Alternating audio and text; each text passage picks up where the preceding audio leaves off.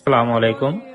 দর্শক, ইলিশ মাছ বাংলাদেশের জাতীয় মাছ, কিন্তু বাংলাদেশের জাতীয় নাগরিকদের এই মাছ খাওয়ার অধিকার হয়তো নেই।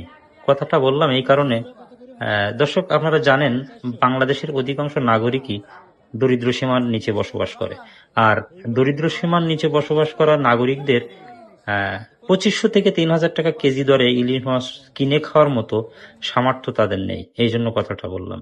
একটা বিষয় আমার মোটেও মাথায় আসে না, সেটা হচ্ছে এই যে এই ইলিশ মাছ সমুদ্র থেকে নদীতে আসে, যার কোনো পরিচর্যা করা লাগে না, খাবার দেয়া লাগে না, যার পিছনে কোনো খরচ নেই, শুধুমাত্র জেলেরা ধরে নিয়ে আসে এবং আড়তে বিক্রি করে।